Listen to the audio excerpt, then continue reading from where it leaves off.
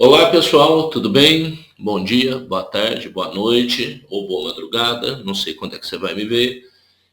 Meu nome é Wagner Lacerda, eu sou professor de português, linguagem diplomática e vou conversar um pouquinho com vocês sobre o exercício do mês de agosto.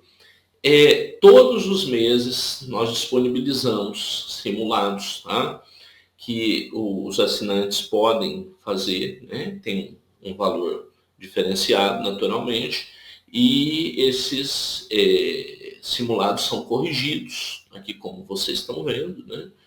É bem legal, uma atividade bem legal, bem prática, né? Tendo em vista a segunda fase. Tem também, né, a possibilidade de fazer alguns desses de graça, né, ainda sem ser assinante, enviar para a gente. Então tem bastante coisa legal aí para oferecer para vocês. Tá? Bom, o exercício de agosto, quando eu idealizei, eu pensei na perspectiva da formação da cultura brasileira no século XIX. Hoje, estou gravando, hoje é 7 de setembro, coincidentemente, aí, né, 200 anos da independência, e a independência do Brasil, ela é inerentemente, ali, intrinsecamente ligada ao romantismo brasileiro. O romantismo brasileiro é, pelo menos num primeiro momento, integralmente um projeto de independência cultural. Assim como havia a nossa independência política, era preciso haver a nossa independência cultural. Efetivamente, os românticos conseguiram essa independência? Não, não conseguiram. Mas foi fundamental o trabalho deles para que outros mais à frente conseguissem. Porque eles tinham um projeto muito paradoxal. Ao mesmo tempo em que se queria criar uma cultura brasileira absolutamente única, original, né, muito nossa, quase xenofóbica, acabava imitando muita coisa que vinha da Europa, até por não saber exatamente de onde partir. Né? Então ficava uma coisa paradoxal. A gente recusa a influência portuguesa, que foi nossa metrópole dominadora durante 300 e tantos anos, mas a gente repete, porque a gente não sabe exatamente o que fazer. Bom, aí eu coloquei dois trechos bem conhecidos, talvez aí os dois poetas românticos mais conhecidos do nosso século XIX, da nossa literatura, Gonçalves Dias, do que a gente chama primeira geração, e Castro Alves, que a gente chama de terceira geração. Trechinho da famosa Canção do Exílio, né? Minha terra tem palmeiras, onde canta o sabiá, as aves que aqui gorjeiam, não gorjeiam como lá. Nosso céu tem mais estrelas, nossas várzeas têm mais flores, nossos bosques têm mais vida, nossa vida mais amores. Né? Claro, os últimos dois versos aí claramente conectados com o hino nacional. Né? E o nosso querido Castro Alves, do que nós chamamos a terceira geração romântica, falando sobre a escravidão. A terceira geração romântica, aí já no mínimo uns 20 anos depois da primeira geração, questionava, né, o status desse país independente, cheio de ideias liberais, defendendo liberdade, igualdade, fraternidade, mas que sustentava a escravidão. Né? Aliás, o último país do mundo a abolir formalmente a escravidão. Então, é uma outra forma de entender esse país. E aí diz assim: Auriverde pendão de minha terra, que a brisa do Brasil beija e balança, estandarte que a luz do sol encerra e as promessas divinas da esperança.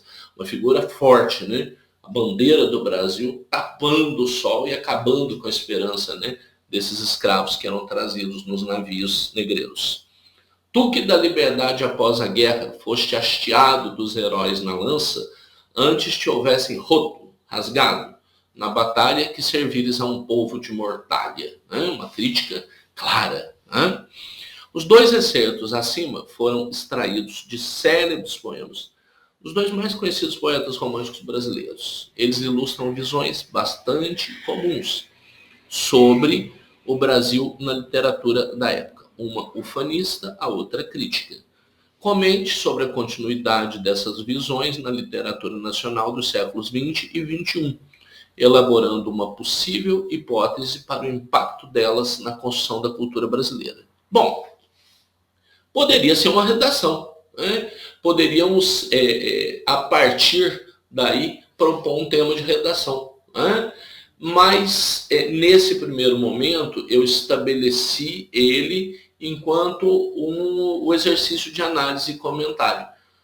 O que eu imagino? Como que eu avaliaria aí para a pessoa ter uma boa nota na questão da síntese, da concisão, aí, da observação, da argúcia, de poder abordar um assunto tão complexo de uma forma simples, né? Simples não é nem bem a palavra, de uma forma objetiva, fica melhor. Ou seja, entender como essas duas visões da literatura, que estão ali na literatura, continuam no século XX, no século XXI, ou seja, o Brasil é um país perfeito, maravilhoso, fantástico, ou é um país que acoberta a escravidão?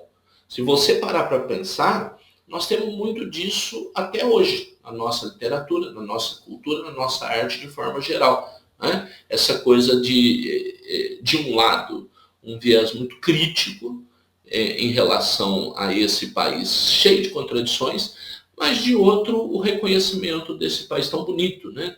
Tão cheio de maravilhas naturais, dentre outras. Ou seja, isso daí bastaria puxar por aí, mostrar que essas visões continuam no século XX e no século XXI. Poderia, por exemplo, citar autores, né? Poderia citar escritores, poetas aí que trabalham com essas questões, e o impacto na construção da cultura brasileira é exatamente, por exemplo, sair no século XX pelo modernismo. Quando Oswald, Mário e Companhia Limitada entendem que o caminho não é esse nacionalismo apaixonado, ufanista, mas um nacionalismo crítico, que ama o Brasil, que fala bem do Brasil, mas que entende que o Brasil tem seus defeitos também, que o Brasil tem seus problemas, isso faz parte do pacote. Não adianta você construir uma coisa simbólica na cabeça perfeita, porque ela não existe. Então nós vamos entender isso como parte da nossa cultura.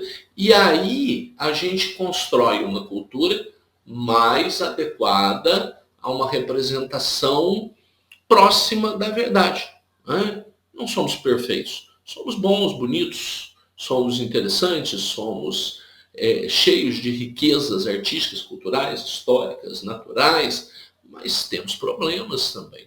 É um país muito desigual, como eu já falei, um país cheio de situações absurdas, né, com uma oferta de alimentos gigantesca, mas que vê 30 milhões de pessoas passando fome.